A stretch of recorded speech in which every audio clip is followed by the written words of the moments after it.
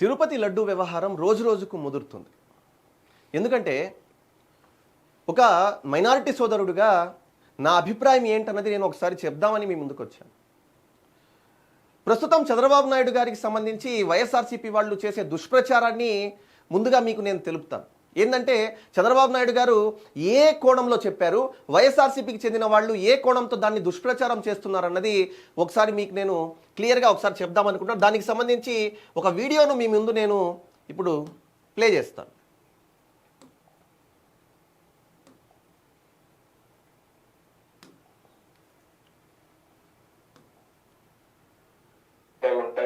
ఒక ఇంట్లో మనం పూజ చేయాలంటే వెంకటేశ్వర స్వామికి ఇంట్లో పూజ చేయాలంటే సాంప్రదాయ ప్రకారం అన్ని విధాల ప్రక్షాళన చేసిన తర్వాతనే పవిత్రంగా అయిన తర్వాతనే చేస్తాం. అలాంటిది వెంకటేశ్వర స్వామి దేవాలయంలో ఇలాంటి అపవిత్రమైన కార్యక్రమాలు ఏంటని నేను అడుగుతున్నాను. ఇలాంటి అపవిత్రమైన కార్యక్రమాలు చేసి మళ్ళా ఎదురుగారి ఎవరైతే టీటీడీ యుఏ మాట్లాడుతున్నాడు, X U TTD board chairman, ఒక పక్క ఆయన భార్య బైబిల్ పట్టుకొని తిరుగుతా ఉంటుంది, ఎక్కడ చూసినా ఫోటోలు వస్తున్నాయి. ఈయన మాట్లాడతాడు, మన ఎదురుగారు చేస్తాడు. నీకు నమ్మకం లేకపోతే రావద్దు, అది వేరే విషయం. నువ్వు లేకపోతే లేరా ఇక్కడ. ఏ విషయంలో టీటీడీ బోర్డు చైర్మన్ సైడ్ నుంచి అప్పుడు భూమన కరుణాకర్ రెడ్డి ఆయన కూతురు పెళ్లి క్రిస్టియన్ సాంప్రదాయ ప్రకారం చేశాడు. ఆయన టీటీడీ బోర్డు చైర్మన్ అంటే రైట్. ఇక్కడ చంద్రబాబు నాయుడు గారు చెప్పడం ఏంటంటే ఎవరి మతాలకు వాళ్ళు గౌరవం ఇస్తాం, వాళ్లకు వాళ్ళు ప్రాధాన్యత ఇస్తాం, నా మతాన్ని నేను గౌరవిస్తాను. ఒకవేళ జగన్మోహన్ రెడ్డి ఒక వీడియోలో నిజాం అనే వ్యక్తి నువ్వు టోపీ పెట్టుకొని తిరుగుతావంటే నేను ఫీల్ అవుతానా, నువ్వు 5 పూట్ల నమాజ్కి వెళ్తావంటే నేను ఫీల్ అవుతానా? మరి ఈనాడు చంద్రబాబు నాయుడు గారు చెప్పే మాట ఏంటంటే మన మతాన్ని మనం గౌరవిస్తాం. ఇప్పుడు నేను ఒక ముస్లింగా, ఒక మైనారిటీ వ్యక్తిగా, ఒక ముస్లింగా నేను ఏం చేస్తానంటే 5 పూట్ల నమాజ్కి వెళ్తాను, అదేవిధంగా మా మత కార్యక్రమాల్లో నేను పాల్గొంటాను.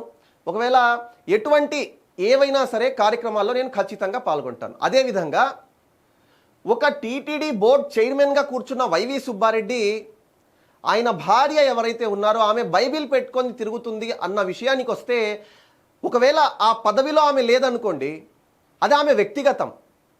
నువ్వు దేవాలయానికి వెళ్ళు, చర్చిలోకి వెళ్ళి ప్రే చేయి, అదేవిధంగా నువ్వు మస్జిద్లలో ప్రార్థనలు చేయి. కానీ ఒక పదవిలో ఉన్నప్పుడు, ఒక పదవిలో నీ భర్త వైవి సుబ్బారెడ్డి అక్కడ చైర్మన్గా ఉన్నప్పుడు నువ్వు బైబిల్ పట్టుకొని తిరగడం అది అన్యమత ప్రచారం కాదా? ఆ బైబిల్ పట్టుకొని నువ్వు తిరగడం దేనికి సంకేతం? ఓవైపు నువ్వు దేవాలయంలోకి వెళ్తున్నావు, పూజ చేస్తున్నావు, బయటకు వచ్చి బైబిల్ పట్టుకొని తిరుగుతున్నావు.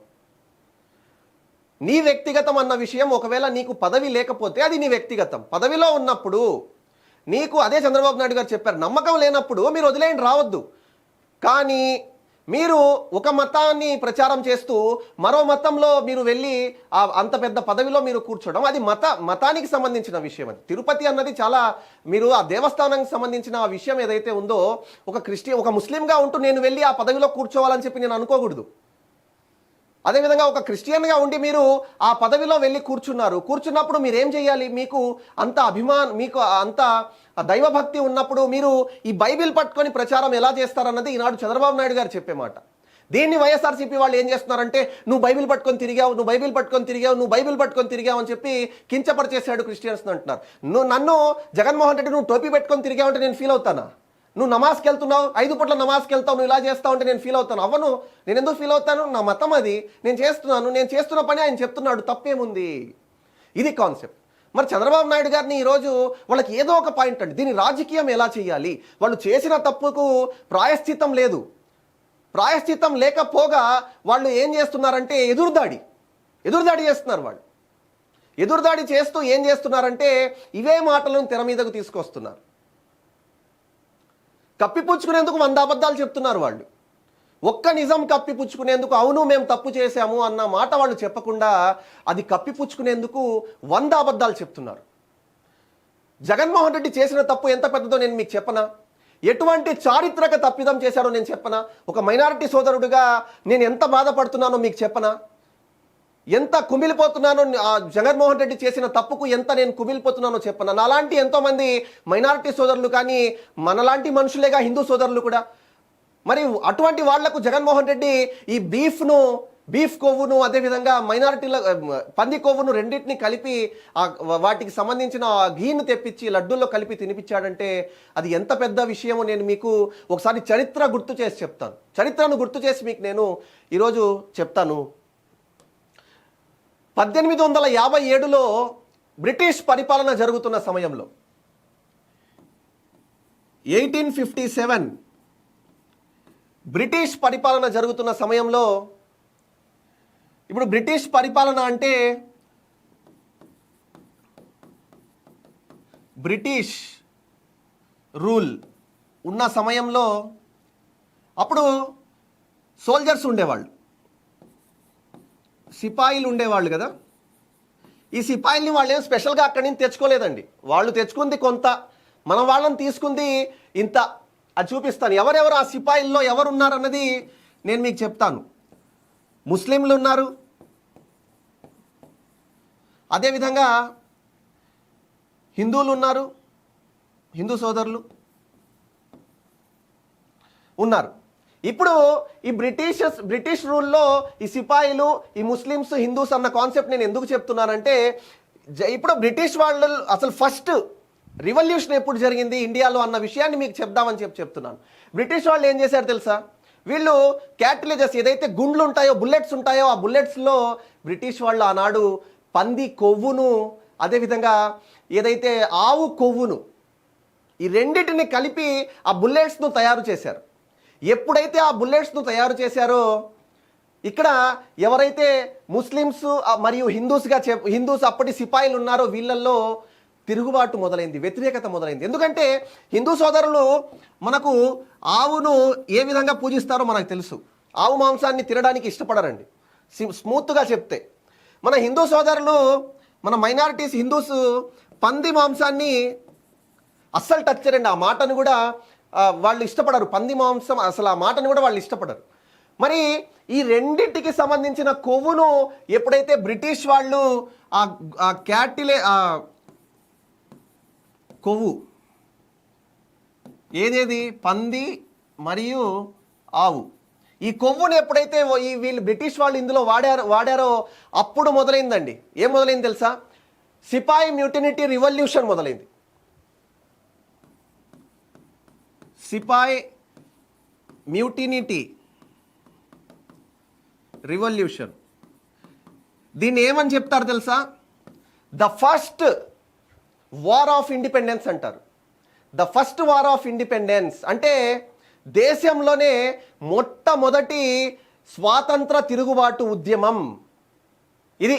ఎప్పుడు మొదలైంది, ఎందుకు మొదలైందంటే 1857లో ఆ బ్రిటిష్ వాళ్ళు ఏవైతే పంది కొవ్వును అదేవిధంగా ఆవు కొవ్వుతో తయారు చేసిన గుండ్లు ఉపయోగించారో ఈ రెండింటిని తినడం పక్కన పెట్టండి, ఓన్లీ బుల్లెట్స్లో ఉపయోగించారనే వాళ్ళ కడుపు మండిపోయి వాళ్ళు ఉద్యమం స్టార్ట్ చేసేసారు.